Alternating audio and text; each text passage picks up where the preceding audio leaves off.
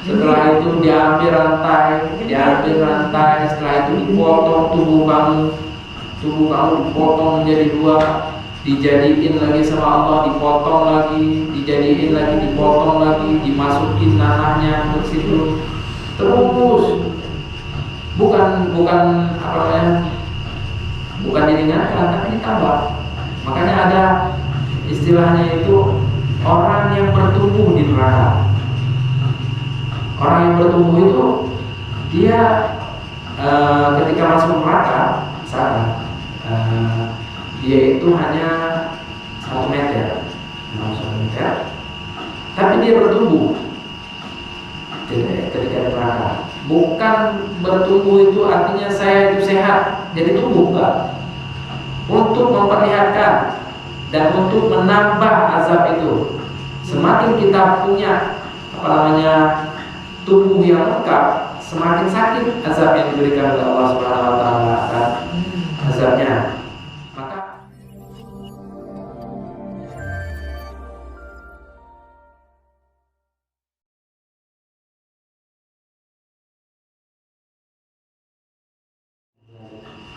labithina fiha ahqaba.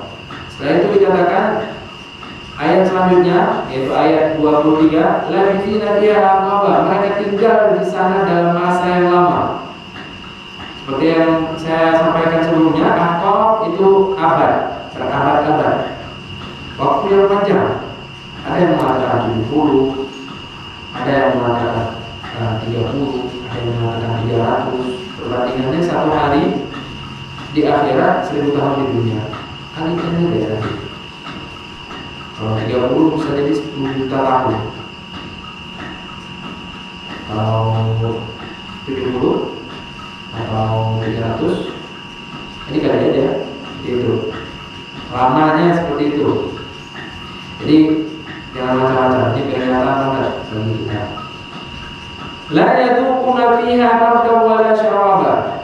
Mereka tidak merasakan kesejukan di dalamnya dan tidak pula mendapat minuman. Jadi di sana mereka itu mau minum, ya minum nanah yang ada di situ. Tidak ada air murni, tidak ada. Yang ada cairan nanah dan api yang menyala-nyala. Silakan pilih cairan nanah, itu dingin, tapi dinginnya bisa merontokkan tubuh.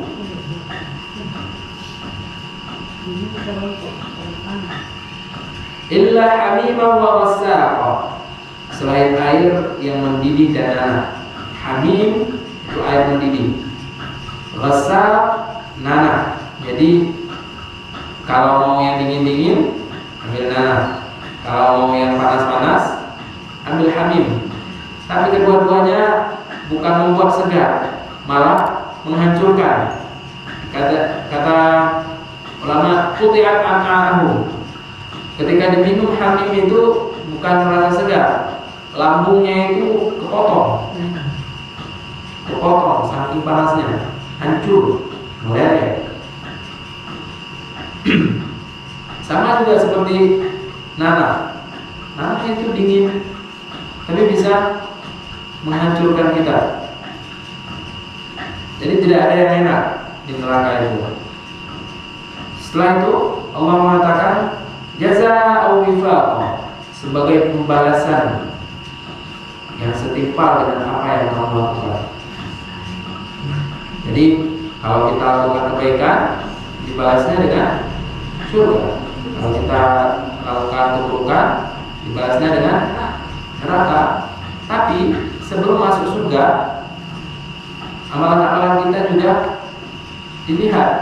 Oh, masih ada amalan maksiat, angkat dulu. Supaya apa? Supaya bersih. Supaya bersih. Jadi masuk surga itu orang-orang yang bersih semua. Gak ada orang-orang yang tidak bersih yang masuk ke surga. Jadi kalau seandainya kita mau, mungkin pemikiran orang kayak gini, wah nanti kan surga di sini, neraka di sini. Udah, saya lari aja nanti. Apa namanya, Jadi mereka masih berpikir seperti itu. Padahal kalau kamu mau ke surga, bukan ngendap-ngendap pergi ke surga, lewati dulu neraka. Kalau bisa lewati, ya sudah, silakan rasakan apa yang kamu mau lakukan. Tapi kalau enggak, ya udah, jatuh ke dalam neraka, selesai, dibakar, ambil sama malaikat, disiksa, ada binatang-binatang, dicelupin lagi, habis. Nah, setelah itu hilang semua kulit-kulit kita, tinggal tulang. Setelah itu dijadikan lagi, setelah itu dibakar lagi, terus seperti itu. Sampai kapan? Sampai waktu yang ditentukan. Seperti saya katakan tadi. Jadi maaf Pak ya, kalau orang yang beriman itu dan beramal soleh lurus, itu kan seperti kilat ya, di jembatan Siratul Mustaqim. Ya tergantung. Gini, ada amalan yang terlihat dan ada amalan yang tidak terlihat. Ya. Amalan yang terlihat, mungkin sebagian orang melakukan amalan yang hanya dilihat oleh orang lain, sehingga timbul di hatinya itu kibar, rasa bangga, takjub, sombong, sehingga amalan-amalan yang kita lakukan tadi dihapus oleh Allah Subhanahu wa taala karena sifat kita itu.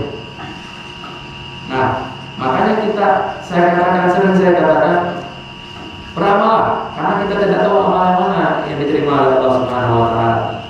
Bisa jadi amalan yang ketika kita menampakkan itu, tapi hati kita ya Allah, terimalah ya Allah. Bisa jadi itu amalan kita, atau bisa jadi ketika orang sunyi, senyap, kita bangun sendiri, tahajud, sholat, minta ampun kepada Allah, amalan itu ya diterima oleh Allah. Tapi tidak tahu kita hati orang, karena hati orang itu kan berbeda-beda. Ada orang melakukan itu hanya untuk dilihat oleh orang lain. Dia melakukan, lakuin ini, lakuin itu, terus saja dilakuin, tapi hanya untuk dilihat orang lain, dan itu sia-sia. Ada orang yang melakukan amalan bukan karena orang lain, tapi karena Allah. Jadi dia lakukan bukan karena mau dilihat, bukan karena mau dipuji, bukan karena mau dianjurkan atau disanjung-sanjung oleh orang lain, enggak. Dia lakukan karena Allah, sehingga amalan-amalan dia bisa jadi diterima oleh Allah Subhanahu wa taala. Karena itu beramallah. Kita tidak tahu amalan mana yang diterima oleh Allah. Kalau seandainya semua amalan kita diterima oleh Allah Subhanahu wa taala, seperti kata apa tadi, bisa jadi ketika kita sampai ke sirat itu sekejap mata sudah sampai di pintu surga. Nah, alhamdulillah kita sudah selesai daripada sirat. Ini tinggal nikmatan saja. Tapi apakah mungkin? Kita tanya dulu kepada diri sendiri, mungkin nggak nih? Nah ini maksiat, lumayan, amalan sedikit gitu. Nah, kita tanya kepada diri sendiri. Ini butuh kepada tadabbur pada hati kita sendiri. Ayat selanjutnya, innahum kanu la yarjuna hisaba. Sesungguhnya dahulu mereka tidak pernah mengharapkan perhitungan. Nah ini kembali ke ayat yang pertama yang dikatakan bahwa amma yatasaalun. Mereka bertanya-tanya tentang berita besar, anin nabail azim, yaitu hari atau berita yang sangat besar ketika itu, alladzi hum fihi mukhtalifun. Nah, yang mana mereka itu berselisih. Ayat ini juga menegaskan bahwa kalau seandainya kamu tidak mengharap perhitungan, ya sudah, lakukan yang kamu mau, nanti terakhir kamu juga akan merasakan di mana? Jahannam, yaitu neraka yang sudah mengintai kamu. Setelah itu kamu bukan 1 hari 2 hari di neraka itu, berabad-abad, puluhan tahun, jutaan tahun. Tidak kamu rasakan apa-apa kecuali panas yang sangat-sangat dan dingin yang sangat-sangat. Terus air kamu apa?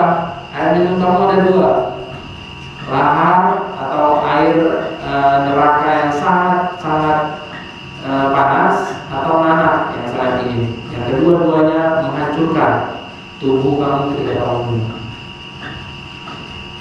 Nah, itulah peringatan dari Allah Subhanahu wa taala bahwa hari akhirat itu ada. Kita tidak boleh mengingkari. Bagaimana pengingkaran kita? Kita masih enggan yang namanya melakukan ibadah. Apalagi amal ibadah makhluk, ibadah yang wajib, ibadah yang memang kalau kita tinggalkan kita yang berdosa. Contoh seperti halnya sholat berjamaah. Sholat berjamaah itu bukan sunnah, wajib. Maka ketika kita tinggalkan, berarti kita sama dengan perempuan yang boleh sholat di rumah. Berarti sama dengan derajat kami laki-laki dengan perempuan. Tidak ada marwah sama sekali ketika itu. Dan ketika itu orang-orang itu istilahnya itu ya udah biarin aja, seakan-akan itu udah lumrah. Dan itu terjadi di zaman kita, itu terjadi. Bahkan public figure sendiri, public figure dia mempunyai banyak pengikut. Setelah itu melakukan sebuah kemaksiatan, pengikutnya itu ngikutin apa yang dilakukan oleh yang diikuti. Makanya kita itu punya sifat kepemimpinan. Apakah kepemimpinan bagi orang lain atau kepemimpinan bagi diri kita sendiri? Dan kepemimpinan kita akan dihitung nantinya sama Allah Subhanahu wa taala. Makanya ada hadis yang mengatakan nanti di hari akhir ada naungan yang tidak ada naungan kecuali naungan itu. Salah satunya bagi imam adil, pemimpin yang adil. Pemimpin itu dinaungi oleh Allah Subhanahu wa taala ketika hari akhir nanti diberikan nikmat Allah ketika hari akhir nanti. Yang mana nikmat Allah itu hanya diberikan kepada orang-orang tertentu saja, yang mempunyai amal, yang mempunyai iman dan takwa, dan lain-lainnya. Wakadabu bi ayatina kidzaba, dan mereka benar-benar mendustakan ayat-ayat kami. Betul-betul mereka itu nggak percaya. Bahkan yang parahnya lagi, kita percaya tapi nggak percaya. Coba tanya sama orang-orang, mau percaya nggak Al-Quran? Percaya. Percaya nggak mukjizat? Percaya. Apa mukjizatnya Al-Quran? Pernah nggak baca? Enggak. Artinya dia hanya mempercayai di mulut saja, tidak di hatinya. Dan itu lebih parah. Itu lebih parah. Makanya amalan yang sangat-sangat ringan menurut kita, tapi sebenarnya banyak ganjarannya pada Allah Subhanahu wa taala. Contoh seperti kita mengucapkan subhanallah atau alhamdulillah atau Allahu akbar, la ilaha illallah wahdahu la syarika lah, lahul mulku wa lahul hamdu wa huwa ala kulli syai'in qadir. Itu amalan sangat besar. Sangat besar. Bagi kita hanya ucapan, mungkin hanya ucapan. Tapi bagi Allah, bila ucapan itu sudah masuk dalam hati kita, maka Allah ganjarkan lebih daripada apa yang kita ucapkan. Bahkan ada bacaan yang melebihi langit dan bumi. Maka dengan Selanjutnya, wa kullu syai'in ahsaynahu kitaba, dan segala sesuatu telah kami catat dalam suatu kitab atau buku catatan amalan manusia. Sama seperti halnya yang saya katakan tadi, bahwa Allah Subhanahu wa taala menyuruh malaikat-malaikatnya untuk mencatat.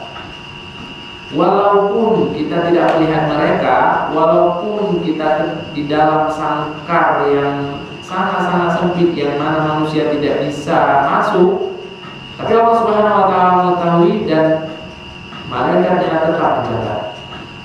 Jadi jangan kita pikir itu dia sama malaikat, atau malaikat yang tidak kelihatan. Kita tidak bisa melihat malaikat, malaikat bisa melihat kita.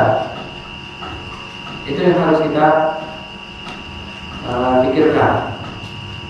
Makanya ada ihsan, ya, istilahnya ihsan. Jadi percayalah kepadaku seakan-akan aku melihatmu. Kamu melihat Allah. Tapi kalau seandainya kamu tidak melihat Allah, maka percayalah bahwasanya Allah Subhanahu wa taala melihatmu. Itu ihsan. Jadi kalau seandainya sudah tumbuh rasa ihsan di dalam diri kita, insya Allah amalan-amalan apapun akan kita masukkan ke dalam hati.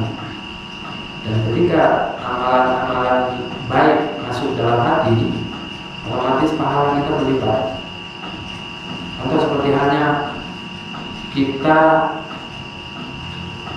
azan, ya. Saya beri contoh yang paling sederhana. Kita azan. Orang biasa azan Allah biasa.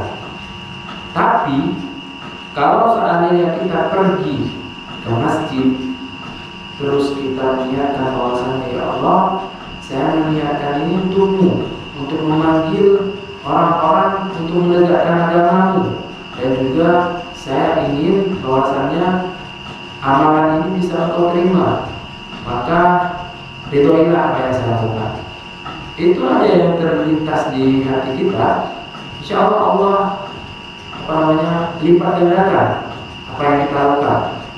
Yang dari pertamanya itu kita biasa-biasa saja, tapi kalau seandainya sudah punya niat seperti itu, kita tanamkan lagi di dalam hati kita, itu double pahala. Dan itu sangat jarang orang yang melakukannya. Dia melakukan amalan ya udah melakukan amalan. Tapi sekarang coba kita masukkan setiap amalan kita ke dalam hati kita. Contoh lain misalkan, ada orang yang memang gemar bersedekah. Dia lakukan bersedekah walaupun hanya 500. Tapi dia di dalam hati, ya Allah, saya ingin mencari ridhomu. Saya hanya sanggup 500 perak ini ya Allah. Kalau seandainya engkau ridhoi aku, maka terimalah amalan aku ya Allah. Hanya ini yang bisa saya lakukan. Kita berikan kepada orang. Bisa jadi orang yang menerimanya itu adalah orang yang terpilih. Contoh, maksud saya terpilih apa? Ada orang yang mungkin udah 3 hari nggak makan, dapat uang dari kita, bisa dia beli 500 itu bisa dibeli ya snack gitu loh. Akhirnya dia makan. Akhirnya orang yang menerima sedekah dari kita itu berdoa, ya Allah, saya sudah 3 hari tidak ada orang ngasih makan sama sekali. Tapi saya nggak tahu orang ini dari mana tiba-tiba ngasih saya uang 500. Jadi pahala kita sudah dilipat gandakan dengan adanya doa orang lain lagi. Setelah itu bukan dilipat gandakan, bahkan itu sudah 3 kali lipat. Makanya sangat-sangat kita tekankan akan amalan itu. Karena memang buku kita di dunia ya bisa kita kira-kira.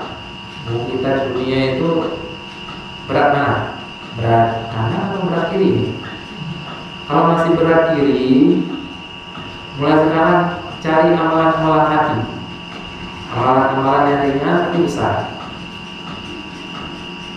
Contoh seperti halnya kita membaca sholawat setiap hari. Setiap sholat, setelah sholat subuh saya harus membaca sholawat 5 kali. Allahumma shalli ala sayyidina Muhammad wa ala ali sayyidina Muhammad kama shallaita ala sayyidina Ibrahim wa ala ali sayyidina Ibrahim fil alamin innaka Hamidum Majid. Terus kita lupa. Bisa jadi amalan kita yang pertama itu berat daripada kirinya, akhirnya Allah beratkan ke kanannya. Karena kita ingin Allah Subhanahu wa taala meridhoi dengan kita berat. Sehingga Allah Subhanahu wa taala juga akan memberikan ganjaran. Ayat yang terakhir mungkin sudah siap, kita mungkin sampai sini saja. Fadhuku falan nazidakum illa 'adzaba. Maka ayat yang ke-30, maka karena itulah rasakanlah yang kamu tadinya tidak percaya, nih rasain. Maka tidak ada azab yang kami tambahkan kepadamu, maka tidak ada yang akan kami tambahkan kepadamu selain azab. Jadi kalau seandainya sudah dimasukkan neraka, itu bukan semata-mata dibakar, enggak. Nanti datang utusan Allah, dicincang, dipaku, dipukul pakai alat pemukul yang menyeduri-duri itu. Nah, dipukul pakai itu. Setelah itu diambil rantai, setelah itu dipotong tubuh kamu dipotong menjadi 2, dijadiin lagi sama Allah, dipotong lagi, dijadiin lagi, dipotong lagi, dimasukin nanahnya ke situ. Terus bukan diringankan, tapi ditambah. Makanya ada istilahnya itu orang yang bertumbuh di neraka. Orang yang bertumbuh itu dia ketika masuk neraka dia itu hanya 1 meter, tapi dia bertumbuh ketika neraka. Bukan bertumbuh itu artinya saya itu sehat jadi tumbuh, enggak. Untuk memperlihatkan dan untuk menambah azab itu. Semakin kita punya tubuh yang lengkap, semakin sakit azab yang diberikan oleh Allah Subhanahu wa taala azabnya. Maka patuku rasain. Gak ada lagi azab yang terdahsyat kecuali azab Allah Subhanahu wa taala di yaumul akhir. Maka mereka itu gak akan mati. Orang yang masuk neraka itu gak mati. Mereka minta mati, gak dimatiin. Ya Allah, matikan saja ya Allah, sudah selesai, cabut kepala itu gak mati.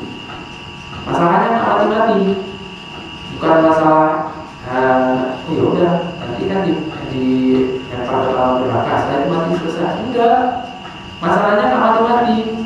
Setelah jadi berulang, setelah itu dijadikan lagi lengkap utuh, setelah itu disiram lagi, setelah itu meleleh sampai tulang belulang kamu, setelah itu dijadikan lagi. Istilahnya kayak gini, kalau kita di dunia itu ada air panas, kita siram ke badan kita. Udah, setelah itu kan udah panas itu, kan melepuh atau apa, kita ambil lagi air panas yang lebih banyak, kita siram lagi dari atas ke bawah. Semakin sakit atau semakin enak? Semakin sakit. Nah, seperti itulah gambarannya.